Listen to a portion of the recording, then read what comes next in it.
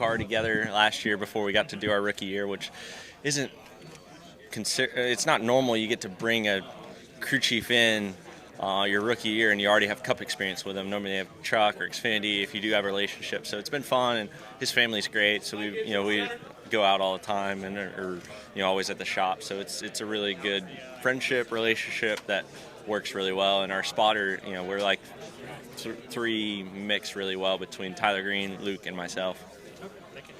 Is there something you look for in a teammate? Obviously, there's an opening now at Spire for next year. I don't know if you have say in the matter, but is there something you look for, or what you want to be as a teammate? Not really. Yeah, I mean, as a rookie, my tenure is not long enough for me to have a say in it, right? But no, I'm excited for whoever comes in. They have obviously a really good race car or team leader with Rodney and everything, and with Michael and Travis coming over, and then myself and Luke, I feel like we're Spire wants to win, so they're putting us in a really good spot to at least make all the right choices and personnel changes to give ourselves a really good shot to win races eventually. And it seems like you're going to have a lot of people outside of your team that you can lean on next year, whether it's McDowell, Rodney. Does that make you feel even better about this path you've taken with Spire Motorsports? Yeah, it does. With their change over the last 6 months and 8 months, it's been huge just since I've been there. It's a totally different race team since the first time I walked in there, just before Christmas, basically, to now. It's so different, and they just keep adding and changing and evolving from personnel to amount of cars to just everything as a whole. That it's been really big to see and be a part of, and it just makes me excited for the future. Thanks.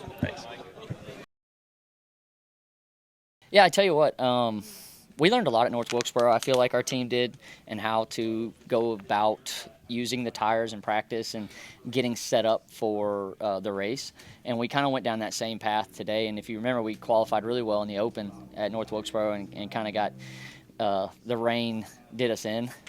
But today it worked out. So, we've got a good method of how to, I think, balance the reds and the yellows, because there's a little bit of a balance shift between the two of them, and we're pretty methodical today. It was really not a lot of panic ever on the radio. We made adjustments when we wanted to, and the car handled well. Kyle was in here a little bit ago and showed us his sprained wrist over the break. Yeah. Is there any consideration over a backup driver?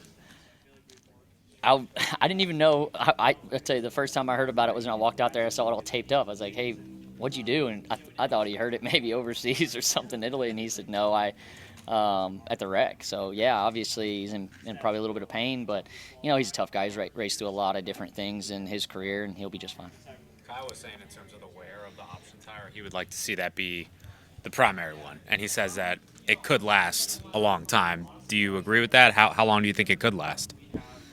The Reds? Yeah. Well, depending on how you take care of them, I think it could last pretty long time, obviously. But it is nice to see the wear, because a lot of guys were struggling on that tire at the end of practice. I felt like, there was a big cliff to it, and I felt that too. I mean, at lap 27, we went back out on those tires, and you had some pretty big moments, and I was like, okay. But it feels so good to start, so you have to be pretty patient with them. But the yellows were kind of the opposite. I felt like my forward drive stayed with me a very long time. I think it's cool to have the option of both. It takes a little more pressure for those crew chiefs to make the right call when to put them on, and strategy matters and how you're going to use them. Just another wrench in the game that we're playing for all the fans to watch. I know the conditions now are different than what tomorrow night's going to be, but 25, 30 laps, is that kind of what you and Justin were expecting coming into this weekend?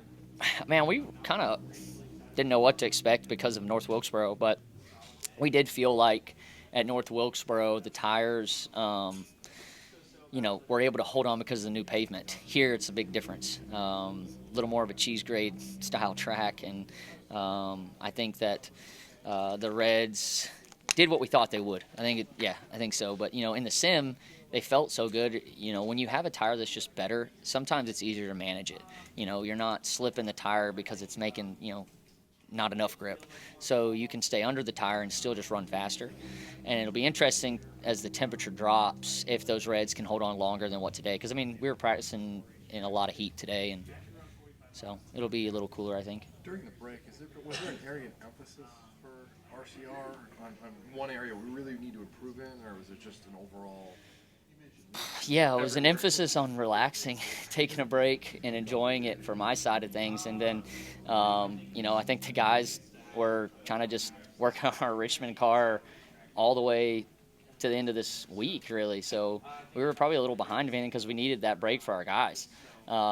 And we went to the sim session like we do every week, and it was a pretty good session, not knowing what the tires were going to bring. So we didn't really put a lot of effort into it because it drove pretty good in there, and it worked out. Overall, there's been some talk of you guys are going to make some personnel changes and bring in more people, that kind of thing. Can you elaborate on that, what you guys are looking at doing? Yeah, man, I just feel good about the direction of where we're headed right now, and I think we've got some really positive things going on. My grandfather's committed to putting RCR where it needs to be, getting the 8 car, myself, and Kyle up front. And I think there are probably some changes coming in all for good. You know what I mean? And I'm really excited about it. Probably the most excited I've been in my Cup career going into next year.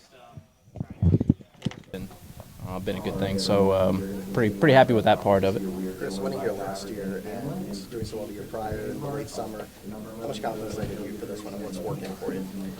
Yeah, a whole lot more than I've ever had at Richmond, which is certainly nice. That's it's a big start for us. Really happy with that. So, if it's a racetrack where we've had really good long run speed, we've been able to make a lot of speed. Being able to be decent enough on restarts to hang on, and it's just really suddenly become a really good racetrack for us. The team's done a really good job and brought really fast for Mustangs, and that certainly helps my job be a lot easier. If you've been asked already, but the difference in the tire choices, what did practice show you, and what do you think they'll do for tomorrow? I don't have the answers yet. We have a lot of information to go through. I know that. We need to look at our runs, our teammates' runs, others, when they put reds on, when they put yellows on. There's a lot of questions. Heat of the day, very sunny, versus tomorrow night race. That made a big difference at North Wilkesboro with the reds. We blistered them in practice. I think a handful of teams did, and we had no issues running the entire race on reds, right? So I don't think that's going to be allowed here with the Richmond surface and the shape it is, but like I said, we had a lot of deciphering to do. At this point last year is when your run kind of started, winning 3 of the next 4. Had to be probably one of the best months of your racing career at any level. How do you reflect on that a year later? By doing it again, hopefully. But that was an unbelievable stretch, and while we certainly did not want to be winless at this point in the year right now, you certainly look at these next handful of races with a whole lot of confidence. Really have every week, and we've been fast in a lot of places, and we've had a little bit of rotten luck. We've made some mistakes on our part that have taken us out of contention to make some wins, and accumulation of a lot of things have kept us out of victory lane. So what better time than to start at the same time we did last year and get rolling here. I think today was a strong day for us, and like I said, we got a lot of information to go through with some tire options tomorrow. It's going to throw a wrench at this thing, but we'll be good no matter what, and we'll have some tough decisions to make. Yeah, because this extra voice in my head is killing.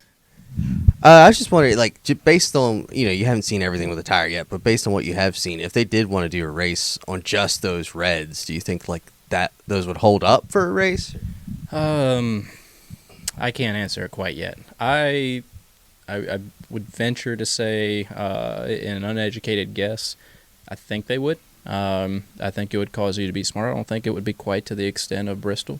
I just don't know what happens when they get to what would ultimately be a failure point. If it's going to be treads wore off and we have fair warning like we did at Bristol, or if it's a blowout. I don't know. No one went to that point, and I haven't even seen wears on them other than the fact that I've been told it was heavy, which was the idea, right? So I don't have a good enough answer for you yet. The The Vivid EV Anthem is the essence of American spirit. Made with lithium battery technology, this neighborhood electric vehicle features vibrant colors, diamond stitch seats, and seats up to 6. It isn't just made in America, it's made for America. Steven Stump of Frontstretch.com here. Come back for more great racing videos, and if you like us, don't forget to hit that subscribe button.